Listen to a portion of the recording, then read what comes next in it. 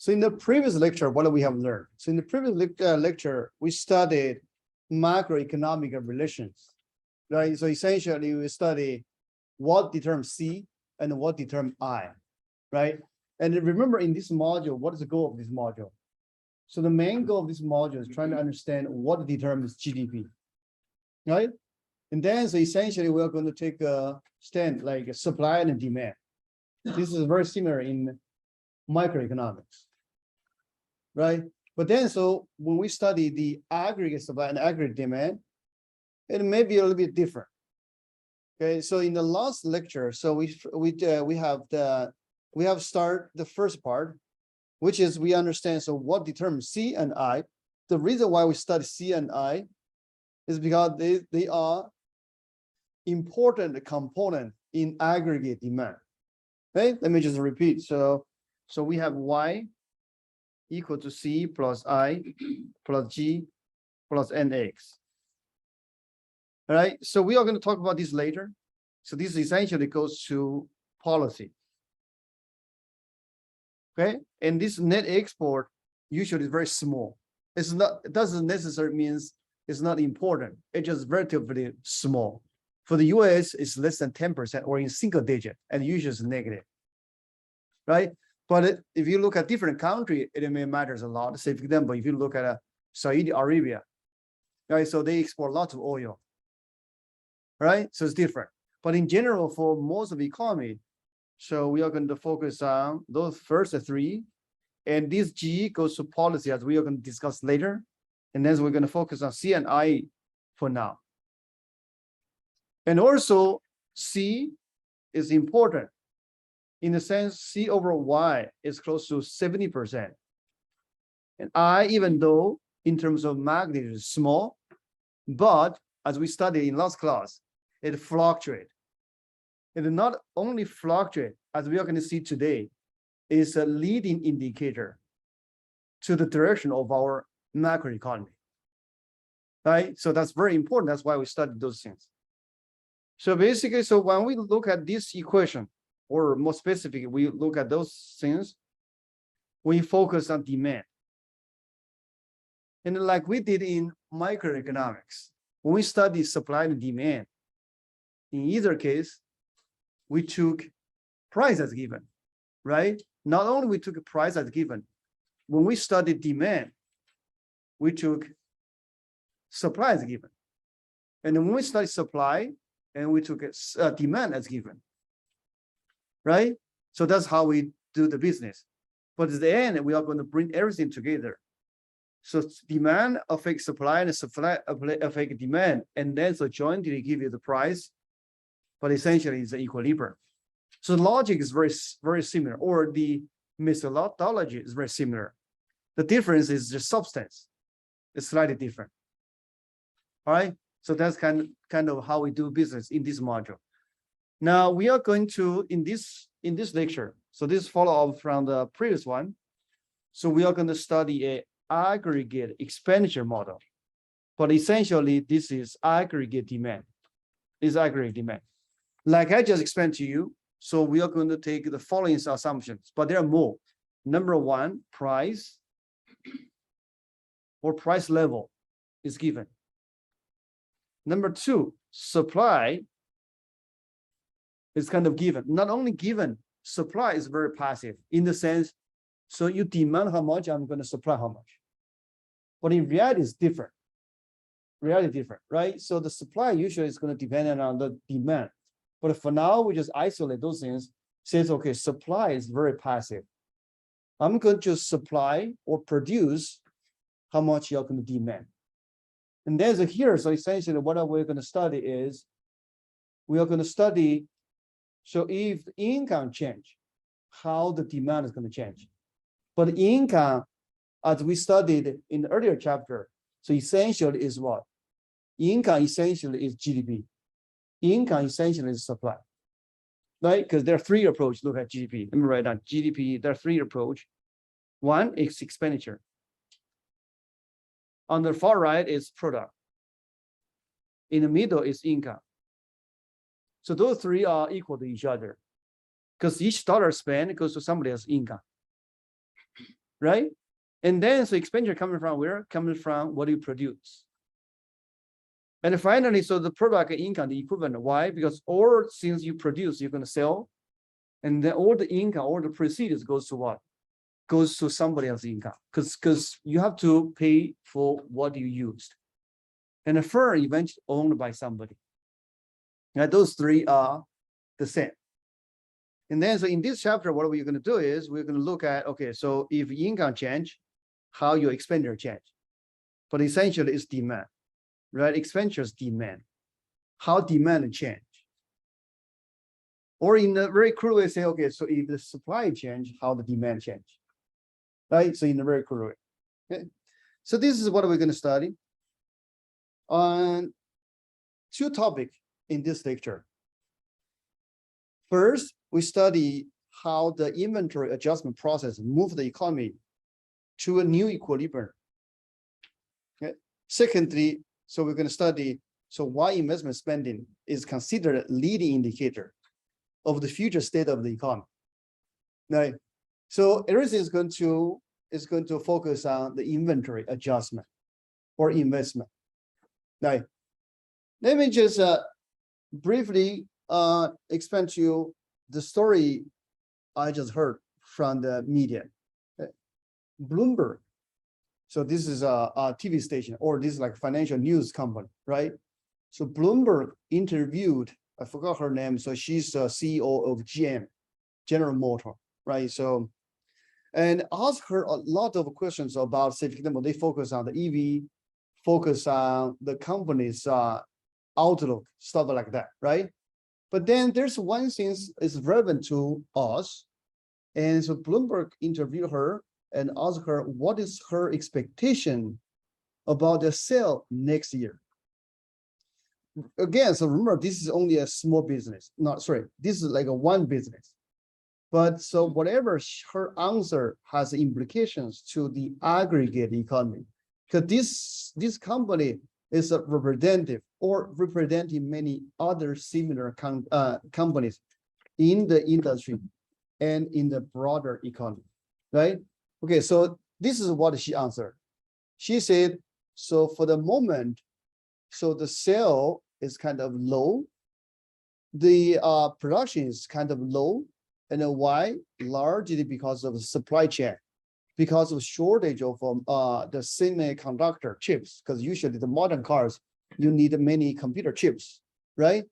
And then, so she said next year, so when this supply chain start to getting back online, and then so they are going to expect, the company is going to expecting to produce a lot, right? However, that's the key. And she said, so we take a very conservative view, because even though so we may able to produce a lot due to the recovery in their supply chain, but there are other factor kicks in, which is everyone is talking about there's a recession. There's a global recession. The slowdown in the global growth, right? So if everyone follow the news, so like yesterday, Google announced the earning, right? Was very disappointed. And then today, so the tech stocks like fell sharply, right? So that's kind of signal.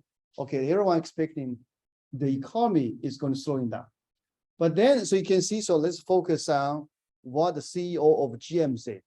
And she said, even though, so we may have the capacity to produce 3 million, 4 million cars next year, okay? But we are going to take a very conservative view. Why? Because she factored in, so the demand may be weak due to other factors, right? So what is the message? What is relevant to us today? So essentially here, just says, okay, so for the business, remember, so the business is just one element for the broader economy. Each business, when they're making their investment decision, when they make their production decision, so usually they need to take stand. What would they expect the future economy looks like, right? But certainly, so their estimation, their expectation may not be correct. And then, so there are two things. Number one, it's going to show up somewhere. Okay, so maybe just go to the next slide. It's going to show up somewhere. because we talk about GM and then so this background is a car, right? So Civic Tymo, just think about slightly different. If so GM was very optimistic, okay, and not like what the story just told. The CEO says, okay, not only we overcome the supply chain issue next year, and also we were very confident. So after the midterm election, so the economy is going to rebound. And then so they produce a lot of cars. Okay, are you with me? So this is reasonable, right? Okay. Now the reality is it'll be cold. And then demand is weak because Civic Tymo, the recession indeed comes. And then so what are they going to do with those cars? Those cars are going to show up like on the background pictures, right? So they're not going to destroy the cars, like I said many times, right? So in the extreme case, like back in 1930s, so you may have heard about a story. So some farmers actually dump the milk to the river, right? But that's a different story, right? Because there, so to dump the milk is probably cheaper or more cost efficient compared with save the milk, right? But for the car, so they can just park the car in the garage or in the parking lots, right? So okay, so the story is, okay, so if they overestimate the economy, and then so they cannot sell the stuff, and they're not going to destroy those things. They're going to put them in the inventory, and then you're going to see the car is going to pile up. Does it make sense? And then this pile up of a car is going to send a signal. This is the first step, right? So the cars start to pile up because they cannot sell because demand weak. And the next step, so that's going to send a signal to the car manufacturer. Which signal did that send? They have to produce too much, or they should produce less, right? So then you can see there's an adjustment. Okay, so then there's an adjustment. So essentially, this entire chapter is see how the story is going to unfold in a very rigorous or mathematical way. All right. All right, to summarize here, so I just give you like story, right? And then so here essentially says inventory plays a central role in the macroeconomy. And why? Like I said, so inventory went up, usually it's because they overestimate. But on the other hand, it could be the case they underestimate, right? Like the beginning of the story. So the CEO of GM, so she said she are going to take, their company is going to take a conservative view for next year. It may be the case, okay, so they underestimate. And what happens if they underestimate? And then the inventory is going to high or low next year. It's going to low, right? And then you're going to competing for cars as a customer.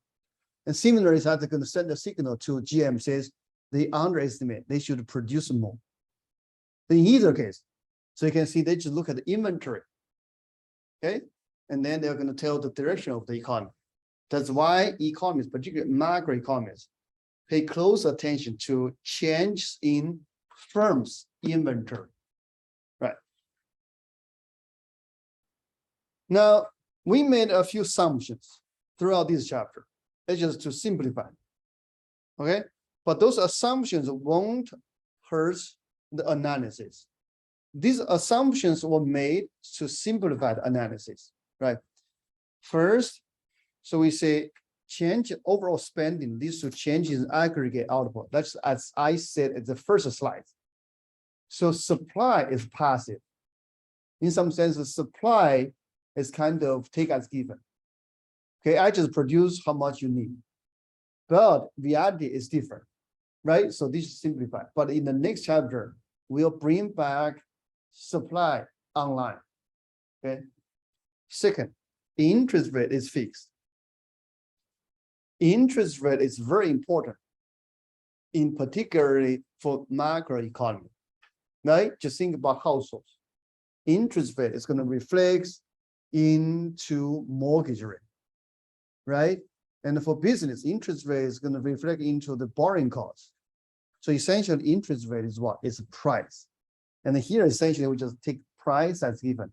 This is essentially the same as we did for microeconomics when we study equilibrium. Okay. Third, for the moment, we just ignore government. We will bring government back into the discussion later.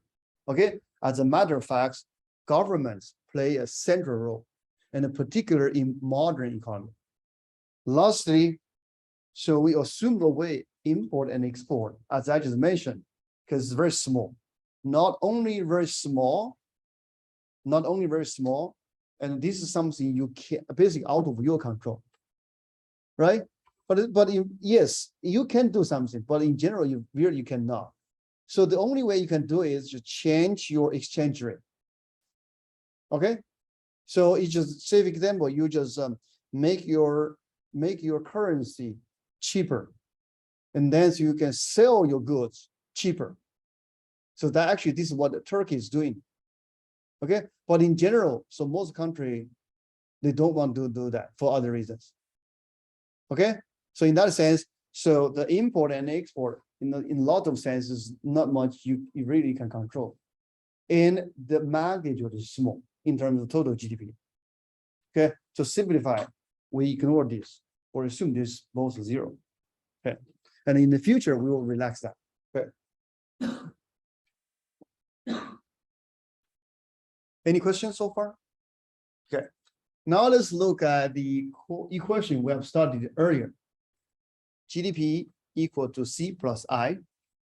Now remember here, so essentially we just look at GDP through expenditure. Right? And from the assumption we just discussed, G and NX is going to disappear and end up with GDP equal to C plus I. Okay. And then, right, so the other equation we have is GDP equal to disposable income. Right? This is coming from income approach. Okay, as I mentioned in the first slide, so we can look at the GDP through three different perspectives: expenditure, income, product. Now, in the previous chapter, we have studied consumption function. What consumption function says, aggregate consumption is going to be a linear function of disposable income. All right? Or in other words, how much will you consume is going to respond to aggregate income, right? Directly. But aggregate income essentially is GDP. Okay. Now we have another sense, which is plan. Right? So remember in previous lecture, we talk about a plan and unplanned. We will bring unplanned into the discussion later. But what is plan? Now just go back to the story I just mentioned to you. So the CEO of GM, she's like, so the Bloomberg asked her, so what is your outlook or what's your expectation about next year car sale, right? And she has a view, and certainly the company has a plan. This is from business, but similarly for households, and then so you have a plan, right? So for example, so at the beginning of the year or the end of the year, like Christmas, you sit with your family, and then so your family discuss, okay, so next year, what are we going to do? How much are we going to spend? Like big ticket items. But like daily stable consumption usually cannot change much, right? But you may say, okay, so next year we are going to go to vacation, something like that, right? And similarly, so the business, so they are going to have their planning. So this is called plan. But then so in reality, the economy may differ from what you expected. Or for the individuals or households, your income may differ from what you were expecting when you make your decision, and you may change your plan. You may postpone your purchase. If things getting better, and you may just upgrade, right? So you buy a larger TV or bigger house. Does it make sense? Okay, so that thing is going to come in later. For now, the main takeaway here is, so we define a aggregate expenditure is planned and includes C and includes I for its plan. Okay, but this aggregate expenditure essentially just tells us, given my disposable income, how much I'm going to plan to spend. And this is an aggregate level, meaning, okay, so if everyone has expectation about the aggregate economy, that's translated into the total income. And then so collectively, how much we're going to spend and how much investment we are going to make. All right? So this is an aggregate level. Now let's look at a numeric example to understand the equation we just discussed. Okay, so we start with this equation. Now we understand what this means. C is aggregate consumption, and YD is the disposable income. But in this simple word, essentially is the total GDP measured in income, right? So 0.6 is the marginal propensity to consume. And the 300, that's autonomous spending. As a matter of fact, if we talk about aggregate economy, and the unit here is probably 300 billion. All right, just give you a sense. Okay. Now, in the table, we are going to see how the economy is going to respond. Let's go one by one. So first, this is the actual GDP, real GDP. This column is disposable income. By construction, they are equal to each other. All right? Okay, so now how the economy is going to unfold in this part. So everyone is going to take those things as given. Like at the beginning of the year. Okay, everyone has a projection. Okay, what does my income looks like? But then collectively, so that's going to give you the total dollar amount for the aggregate economy. Right? Are you with me? Just thinking at the beginning of the year, again, or during the Christmas, right? So your family just sit together. So you have a sense how much money your family is going to make in the next year. So that's largely going to determine your plan. So for example, where are you going to go vacation, right? And then, say for example, so if you have a big purchasing plan, like car, what kind of car are you going to get, right?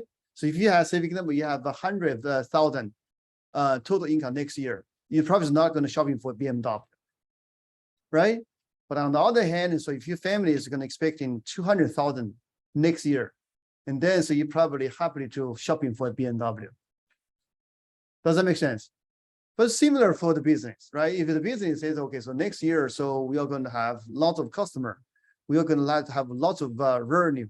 You think about the restaurant, and then this restaurant says, okay, so why not we are going to buy some furniture or some lights to attract more customers.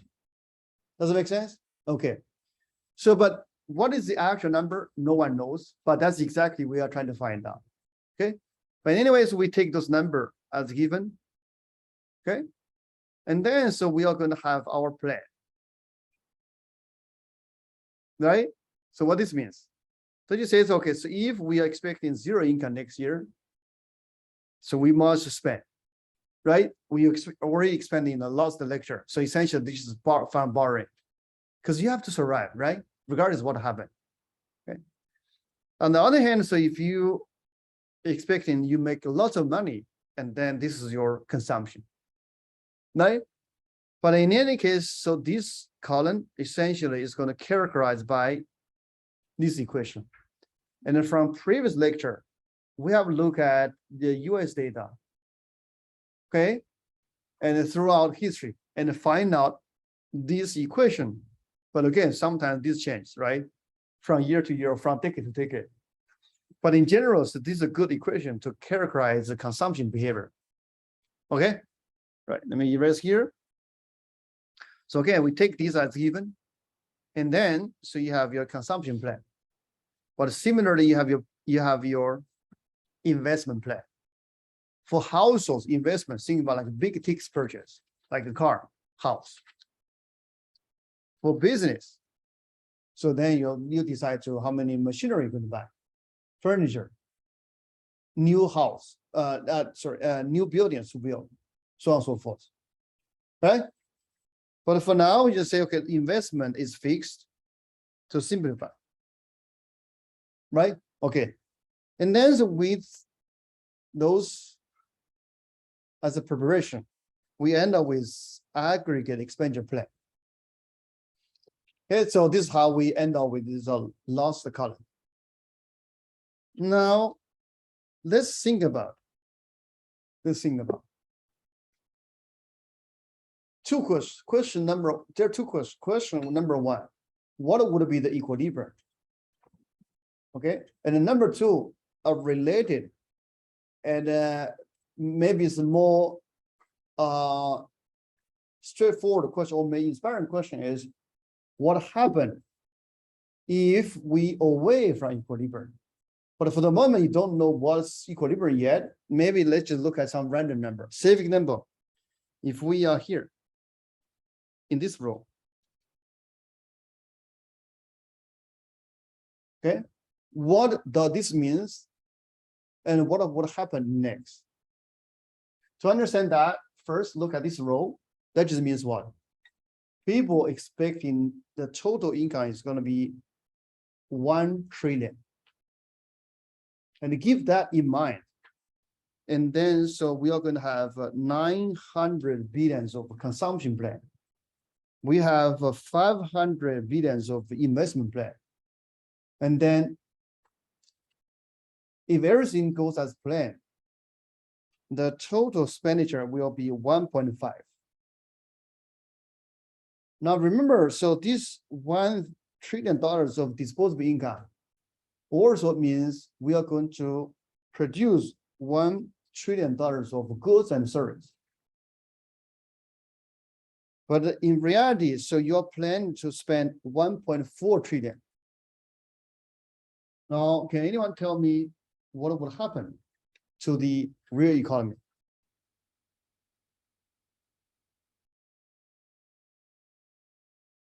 Let me repeat it, kind of give you the hint. So you are expecting the total economy is going to be $1.1 trillion. Your income is going to be 1 trillion. And then, so you're going to plan to spend 1.4 trillion. Okay. But then, so we were expecting the income is 1 trillion, meaning you're going to plan to produce 1 trillion. I mean, this overall economy. Right?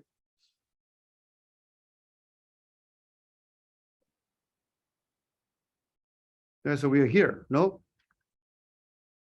So what will happen next?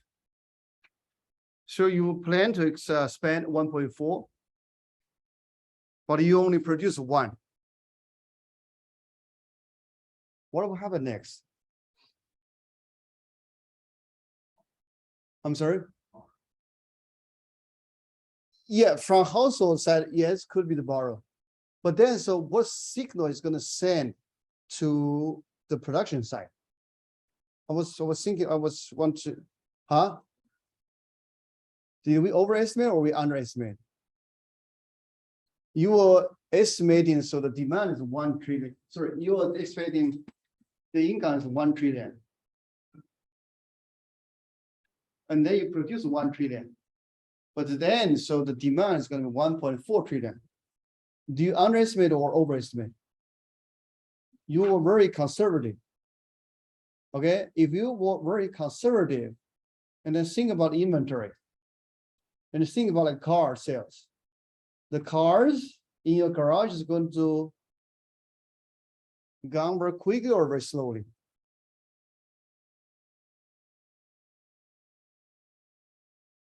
What do you think?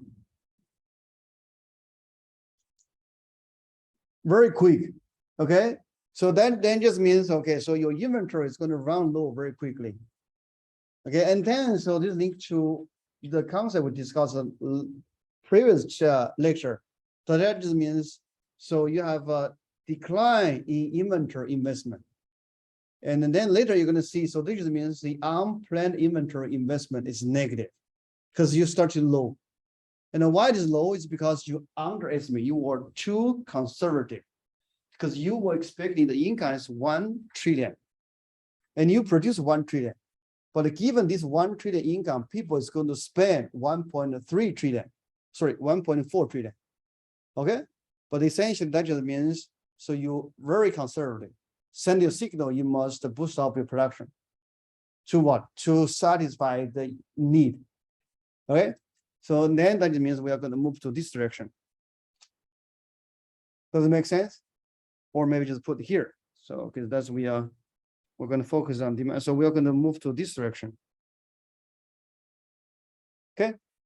Now, if we move this to this direction, meaning so we just produce more. Now, say for example, if we go to here, go to this row, what happened? Go to this row, yes.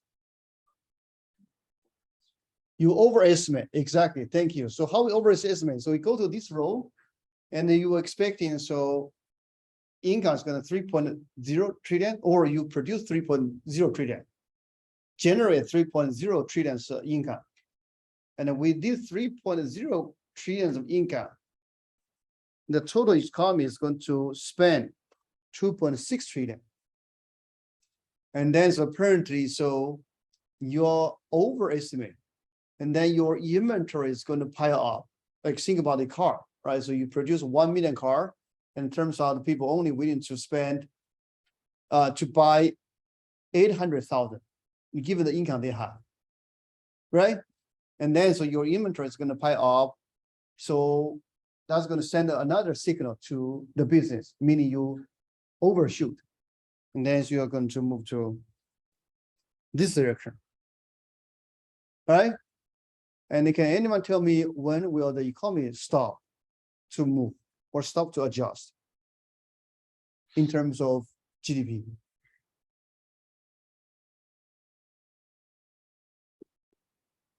Which row or which number? Yes, 2000. Thank you. So once we reach this row,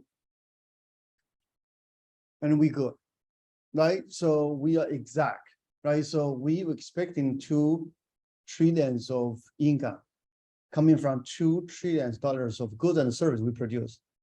And then, so given these 2.0 trillions of income, and the total demand is going to be exactly 2.0 trillion. And then, so we are exactly balanced, right? So the inventory is just perfect. No point for adjustment, right? Okay, so we can look at the discussion in the diagram. Okay, on the horizontal line, real GDP, but it's also your disposable income. Okay, vertical line is aggregate expenditure, but it's planned. Okay, but so where is this coming from? First, you have this consumption function, and plus the planned investment, because it's a constant. For now, just simplify. Okay, and then the aggregate expenditure is going to become this line. So essentially, move off the consumption, right? Because it's add a constant. All right. So let's give out this equation. Okay. So actually, so this line corresponds to this column. How this column adjusts with this one, right? Say for example, so when disposable income is 0, this is 800, 0, 800. When disposable income 3.5 trillion, expenditure, this is planned expenditure 2.9, right? So here 3.5, and this here, right? Okay, so essentially we just plot these two columns in this diagram, right? Very good. Now, then there are two possibilities. Either we overestimate or we underestimate. Okay. If we overestimate, then there will be unintended addition in inventory. Meaning what? Meaning so you just cannot sell your goods and service as quick as you planned. And then so your goods and service is going to pile up. And then the inventory is going to increase. To be precise, okay, you use the example I just gave to you. If GM was overestimating, they have a plan to produce 3.0 million cars next year. All right, but then so given these 3.0 million cars, and there's the income, and given the income, people have the consumption. At the end is okay. So for example, the actual demand is 2.8 million.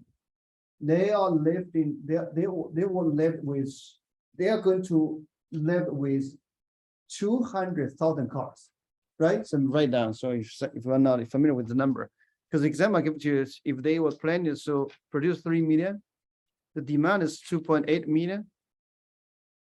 Okay, and then so you have 200,000 car left. What they're gonna do with these 200,000 car? Okay, and they're not gonna destroy. And they just put in the garage for next year or next season. And then so in this macroeconomic, in this part of macroeconomics, we call these 200,000 cars that are unsold, we classify as inventory investment because we just add into the inventory and for future sale. Does it make sense? Okay, but then mechanically that just means okay, so you have unplanned investment is positive, right? On the other hand, if you underestimate, then the exact opposite is going to happen, right? So now let's just look at the practice questions to consolidate what we just learned. Yeah.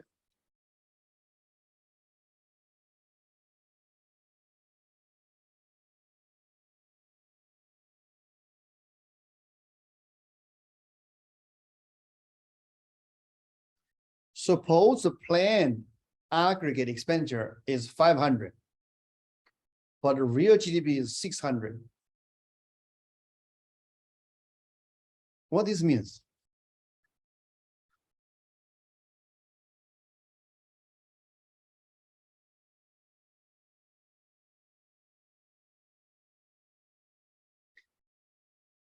So do we produce too much or too little?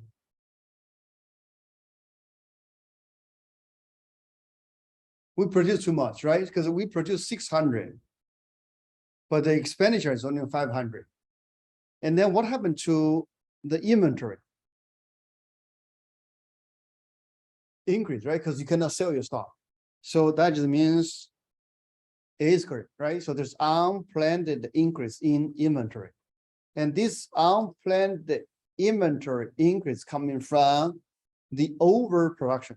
And this overproduction coming from overestimation. But then certainly there's going to be an adjustment. Okay. Now, we are going to use these slides kind of summarize what we discussed earlier, but in a more rigorous and mathematical way. So GDP equals C plus I. We have studied this before. Okay. And then so equal to C plus I planned plus I unplanned. Okay. Because I equal to planned plus unplanned. Remember this GDP, this is real GDP. Okay. Now we put these two together and we call them aggregate expenditure plan, right? Then what happened? So whenever real GDP exceeds this number, you overestimate. You cannot sell, and then so this thing is going to be positive. That means you produce too much, that sends a signal you're going to reduce. On the other hand, whenever GDP is less than this number, and then this becomes negative, meaning you produce too little. Okay, so in the signal, you must produce more, right? Okay, furthermore, let me just go back a little bit and give me some space. Furthermore, so here, so if I rewrite this, you're going to see some more beautiful math. Okay, so rewrite left-hand side GDP, right-hand side AE equal to what? So equal to A.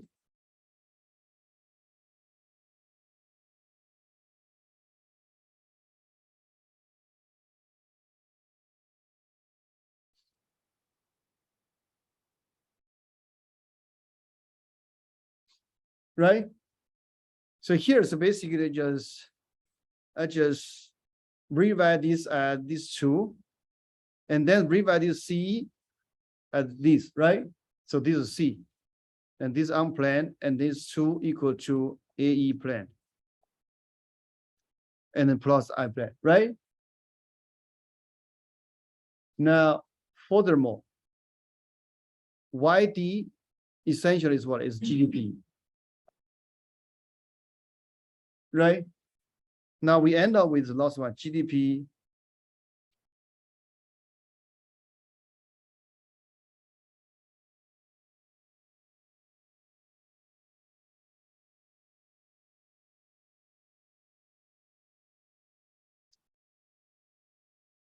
okay, if we stare at this equation,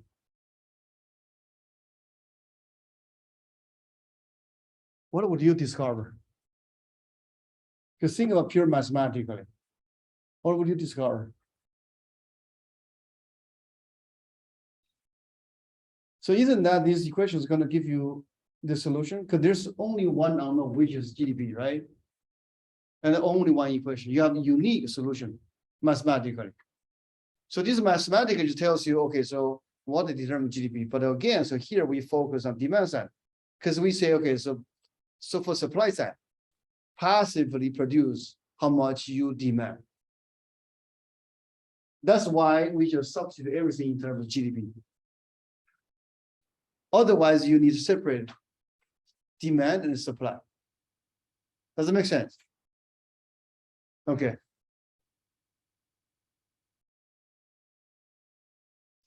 Now we can define income expenditure equilibrium. So what does equilibrium says? We say the economy is in such equilibrium when aggregate output equals to planned aggregate spending. Or in other words, there's no unplanned investment. Unplanned inventory investment equals zero. There's no surprise, basically. There's no surprise in terms of drop in inventory, or there's no surprise in terms of increasing inventory. Okay, everything goes as planned. Okay, so this is the equilibrium. Right. In other words, in this equilibrium, so the GDP level is such that real GDP equals to planned spending. Okay, you plan spend how much, and then so I'm going to produce how much. Right, again, no surprise. Okay. And then furthermore, we can use this diagram to understand the equilibrium and understand how equilibrium is going to achieve. So we have known how we derive this line. Okay, so essentially it's a summation of C and I, and then plug in the C function. Okay. Now we have 45-degree line. And then why we draw a 45-degree line? It's because along this 45-degree line, and so the number along this line, okay, and the number on the X coordinate equal to the Y coordinate, right? So this is by construct 45-degree line. Now this 45-degree line cross with this aggregate expenditure line. And then so that's going to give us equilibrium. So when they cross each other, that gives us equilibrium. And furthermore, if we away from this cross, say for example, if we on the right hand side, what happened? We produce 2.5 trillion, but the demand, okay, so the demand is going to follow this schedule. The demand is going to be equal to 2. I apologize, I go too fast. Okay, so then the demand will be 2.3 trillion. Next, the inventory investment will shoot up because you produce more than people demand, right? Meaning, so you have unplanned inventory is positive and equal to 200 billion. Okay, so that's going to send a signal. We have been overestimated and then move to the left-hand side. But on the other hand, so if we becomes too pessimistic or the adjustment was too much, we produce 1 trillion and then the demand is going to be 1.4 trillion. In that case, the inventory is going to run low very, very quickly. All right. So furthermore, so you're going to have a negative inventory investment because you just cannot keep up with demand. But in that case, so there's a signal. You produce too little, you move to the right hand side until we reach the middle point. And in this middle point, we call it Keynesian cross. As a matter of fact, this diagram is the foundation for Keynesian economics. Right, but certainly, so this is like oversimplification, simplified version of our real world. But that's why, so later, so we are going to relax these things and add more features. Right, but this is good enough for now. And actually, it captures lots of the insight, how our macroeconomy works. So this is named after John Maynard Keynes, who was considered as founding father of modern macroeconomics. Right. Anyway, so in Keynesian cross, so in this diagram, so it's going to show you how the equilibrium is determined. This aggregate demand, right? So we haven't talked about supply yet. So this just look at the determination of GDP through the lens of aggregate demand. So supply, we just set aside. We are going to bring supply later. Let me repeat, supply is passive, meaning so I'm going to produce depending on how much you demand. Okay. Now let's look at this practice question. I'm going to give you 2 minutes and you can think about and you can even discuss with somebody.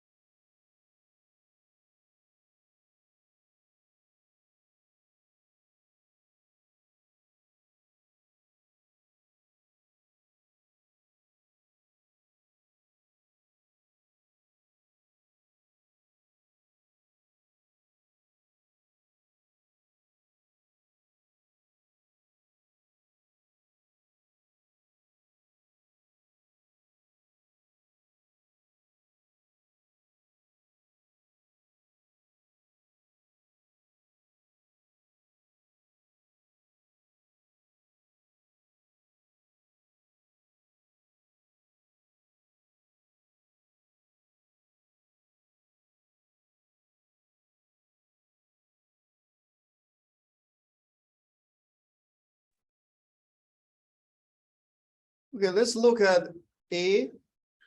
Is this, so if we are in point B, is this the equilibrium? No. In this point, at this point, what happened to inventory? It's very high, right? And we have positive unplanned inventory, meaning so we produce. Sorry. No, sorry. I wasn't wrong. I was wrong. So at this point, the inventory is very low at point B, right? Because expenditure or demand exceeds exceeds what you produce. And then the unplanned inventory investment is negative. You run low of inventory very quickly. And that's going to send a signal. The economy is going to produce more, goes to the right direction. So this is what happened in B. Now, next one, ask you what level of GDP will this economy produce at equilibrium?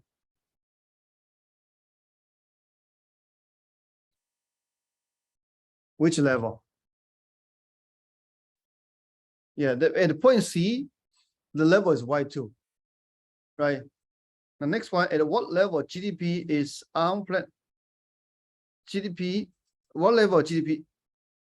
The unplanned inventory investment is positive. Anything to the right-hand side, right? So in the right-hand side, you produce more than people willing to spend, right? Okay, anything on the right-hand side. And this next one, what level of planned aggregate expenditure greater than income? So let's go to the left-hand side.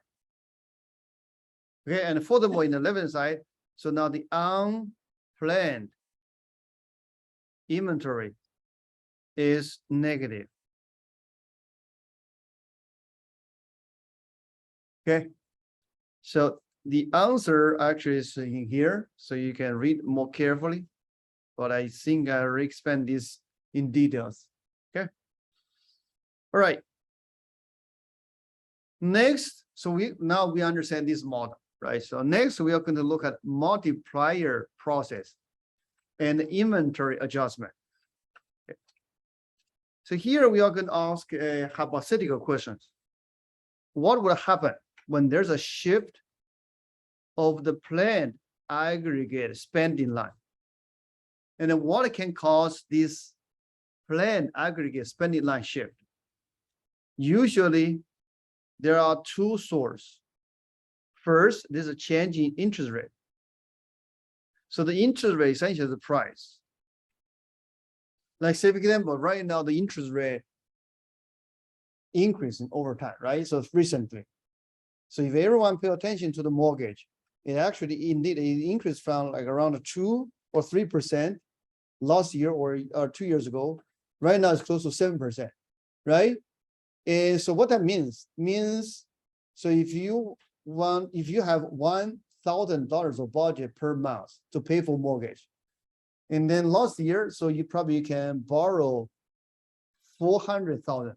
Now you probably can borrow 200,000, right? So that just means your purchasing power in the housing market is more than half. So that certainly is going to reduce the aggregate expenditure. So that is how interest rate change will shift the planned aggregate expenditure line. On the other hand, if there's a change in wealth, okay, if everyone invests in stocks, so you already feel the pain, like myself. So in this year, so I lost like 30% of my wealth. This is like how the market looks like. So my portfolio is almost like the market, right? So that just means my wealth declined a lot. So certainly psychologically or like effectively, I'm going to reduce my spending, right? For me, so it may not necessarily matters because I have a long-term view. In the short term, so we don't have big spending plan, right? Or we are not planning to use the money from stocks, right? But if someone needs the money from stocks, then certainly that's going to change their consumption, right? So those are the two factors. All right. So when the planned spending doesn't equal output, it's going to show up in change inventory. That's what we already knew. But now what happens is, right. So this answered the earlier question we have in the beginning, right? So this is why change inventory has been closely watched by macroeconomists. And these serve as an indicator for the future economic activity. Now we can look at the example. And this example serves to understand the multiplier effect of the macroeconomy, right? So what do we have? Let's just focus on the first two. Okay, by looking at the first two, and from the Keynesian cross, we know this is going to be the equilibrium, right? Okay, very good. Now, specific example, either because the interest rate went down or because stock market went up. The aggregate expenditure increase. Can anyone tell me how much aggregate expenditure increase compared to these two? Let me erase.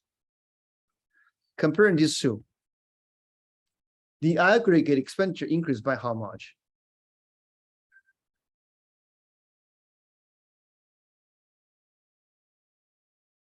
$400. Thank you. So by 400, or the line shipped up by 400. Right. Now, next one. Can anyone tell me what is going to be the new equilibrium GDP level after the change? 3,000. Thank you. So we just look at this one. Okay. Before was 2,000. Now goes to the key part.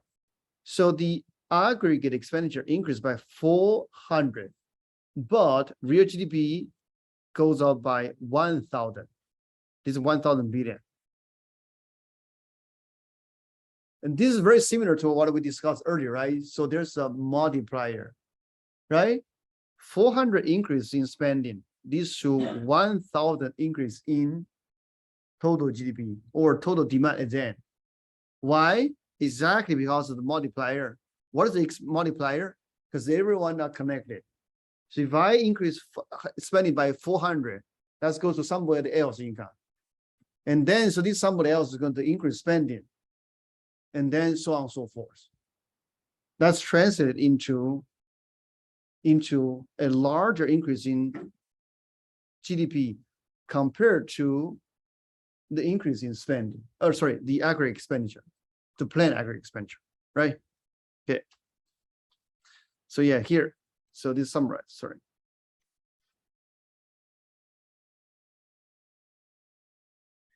Right, so this is an increase from 2,000 to 3,000, and then aggregate spending increase by 400. So that's because the multiplier effect.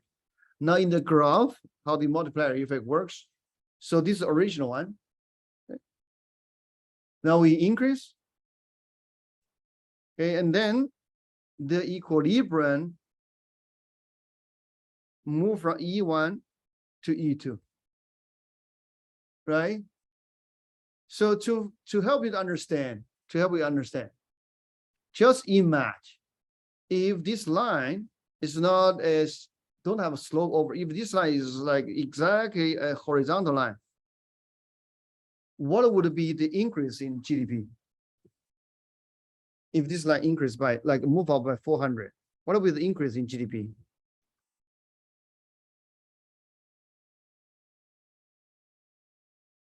It's going to be 400 exact, right? And what that means the multiplier equal to what? Equal to 1, right? And the 1 multiplier equal to 1. So I have 400 additional incomes, sorry, in spending goes to somebody else's income. But if the line is straight, it's like horizontal, MPC equal to 0, the second guy is not going to spend. Does it make sense? Okay. Here, anyway, so this is essentially the multiplier, right? So change in GDP equal to multiplier changes in autonomous spending. What's autonomous spending? So the line move up. Okay, and then so it's going to rely on the size of MPC. Okay. Now just go back to the paradox of thrifty as we discussed in the introduction.